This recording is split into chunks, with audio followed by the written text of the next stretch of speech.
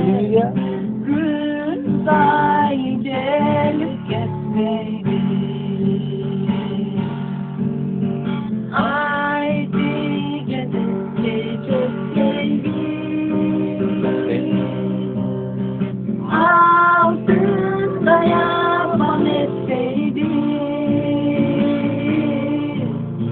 Altında yaban etseydi.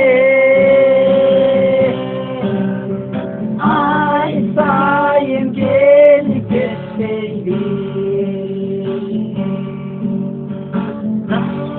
Rakacık konu bu. Karnında seni oy oy bu.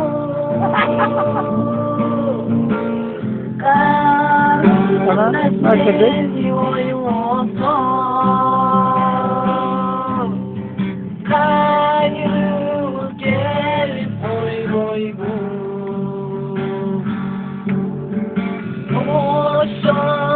Oşonu dedi.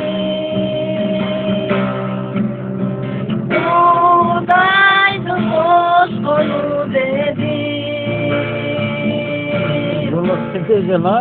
Buğdaydı boş konu bolsun.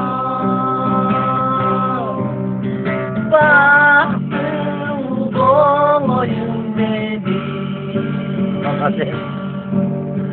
Anlattı tüm bakanı.